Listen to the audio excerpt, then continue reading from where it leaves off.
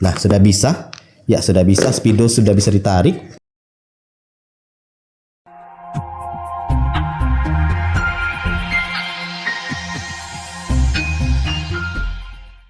Assalamualaikum warahmatullahi wabarakatuh.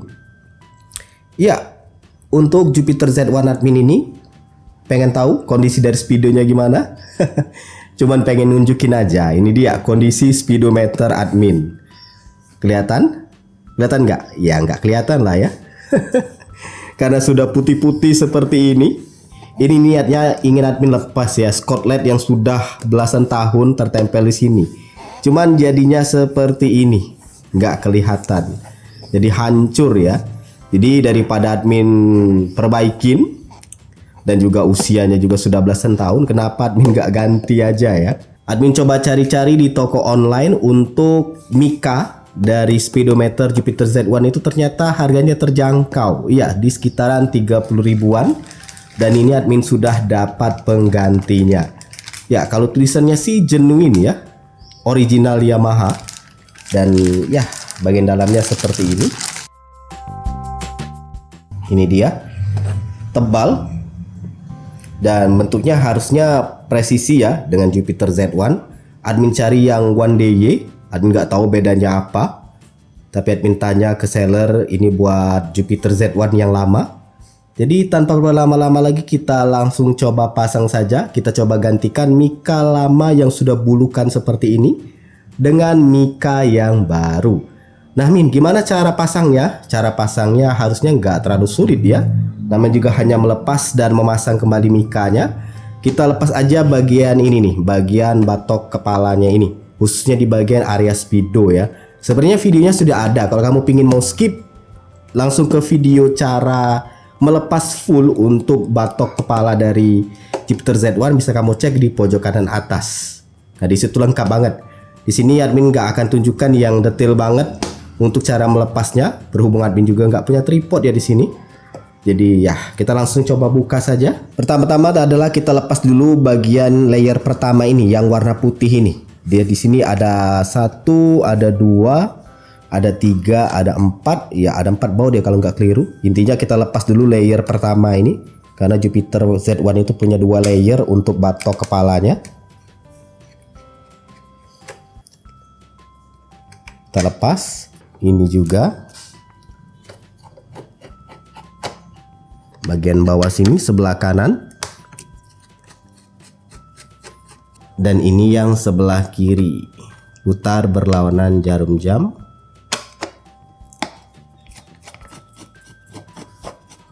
Setelah itu tinggal angkat seperti ini. Nah, admin pakai tangan satu aja bisa ya. Nah, angkat, kemudian tarik ke belakang untuk bagian belakang ini karena belakang ini cuman kayak jepit aja seperti ini nih. Nah, sudah terlepas. Ini singkirin ya karena ini rawan patah karena cuman seperti ini. Jadi singkirin dulu. Lanjut untuk melepas ini nih lampu depan. Di sini ada beberapa baut juga, 1, ada 2 di bawah sini dan seterusnya. Langsung saja admin praktekkan. Kita lepas dulu baut yang atas ini dia. Ingat berlawanan jarum jam, buka menggunakan obeng plus. Nah, ini juga. Kemudian di sini ada baut. Lepas juga baut yang di sebelah kiri. Nah, ini dia. Lepas juga yang ada di lehernya ini. Lepas juga yang ada di leher kanan. Nah, di sini kamu sebenarnya sudah bisa narik lampu ya. Lampu depan ini ditarik, tarik yang sebelah, kalau dari hadapan kita ini berarti yang sebelah kanan ya. Nah, tarik seperti ini. Kalau terdengar bunyi kayak dentingan besi jatuh itu biasanya klip. Jangan lupa diambil. Nah, kemudian lepas seperti ini nih. Karena dia harus keluar dari lubang ini. Rem depan. Nah, di sini ada beberapa soket, kamu lepaskan dulu soket lampu. Mudah kok ini. Pas satu persatu.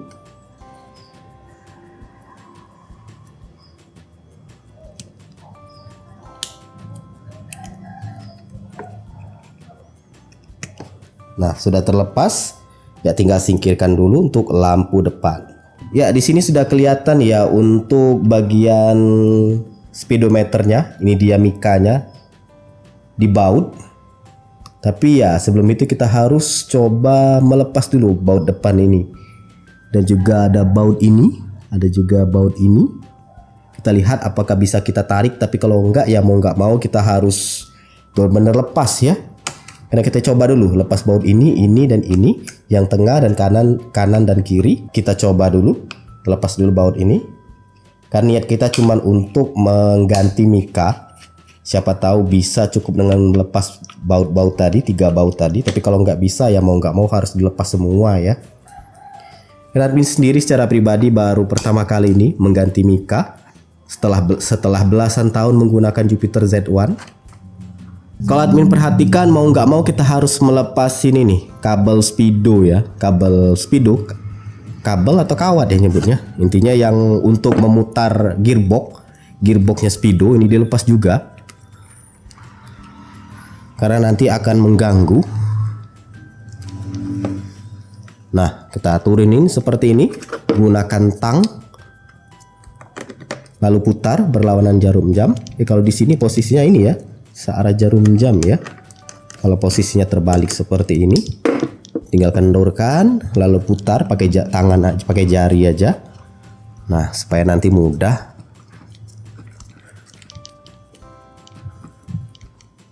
Nah, ini agak turunkan. Nah, turunkan seperti ini. Apakah sudah bisa mengakses speedo? Kayaknya sudah bisa ya. Kayaknya sudah bisa. Nah, tinggal cari celah untuk ngebukanya. Ini kalau dilihat untuk ini nih, untuk spion ini lumayan mengganggu pergerakan. Jadi kayaknya spionnya juga harus dilepas ya. Ini menggunakan kunci pas ukuran 14. Kita buka dulu untuk spionnya. Ya, mudah dibuka. Sudah karat banget. Ini nih, sebenarnya admin nggak terlalu suka buka spion itu, kadang ulirnya kena ya, apalagi yang sudah karat seperti ini. Lakukan hal yang sama juga pada spion satunya. Kayaknya yang ini kendor ya sudah. Oke, sekarang kita lihat apakah mudah untuk mengakses. Kita coba angkat dulu, apakah bisa.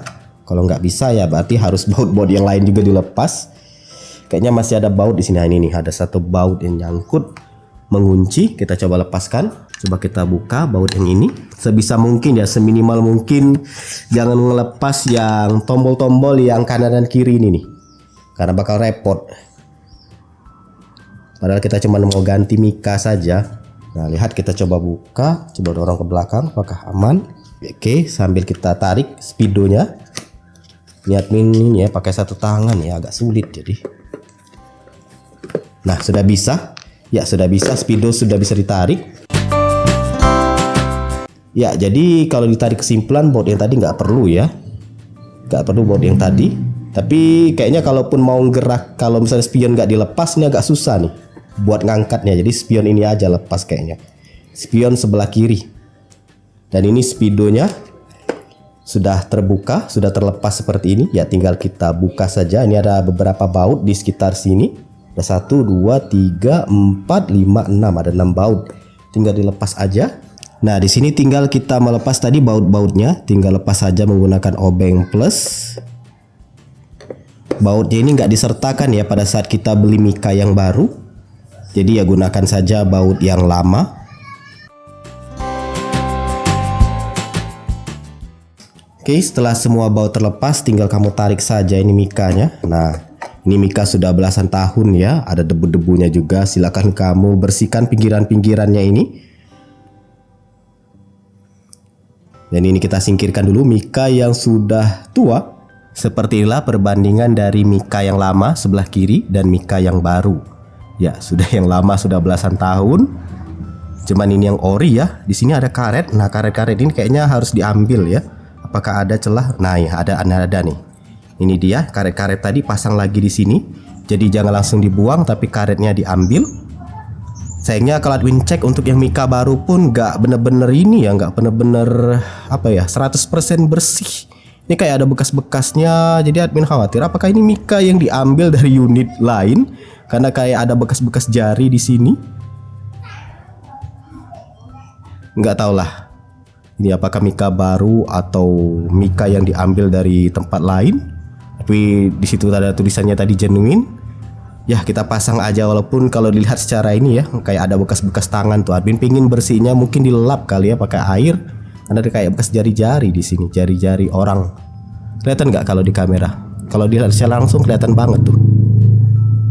Oke, admin akan coba pindahkan dulu karetnya. Ya, ini posisi sudah admin coba bersihkan ya, tapi masih ada kayak bekas tangan ya. Bagian dalam, bagian luar admin kurang tahu pasti, kayak sama aja keduanya. Dan ini karetnya sudah admin pindahkan ke dalam karet yang dari lama tadi, tempat lama atau dari mika yang lama.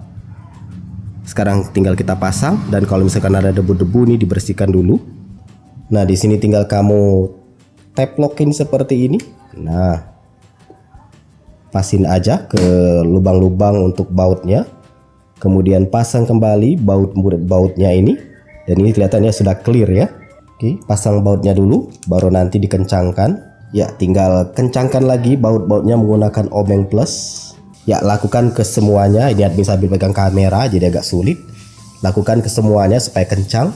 Oke, setelah semuanya dikencangkan, tinggal pasang kembali speedometer ini ke dalam batoknya. Ya, harusnya bisa bongkar, bisa pasang ya. Admin akan coba pasang kembali. Dan inilah dia tampilan baru dari speedometer admin. Ya, mikanya sudah diganti, sudah jernih, sejernih ini.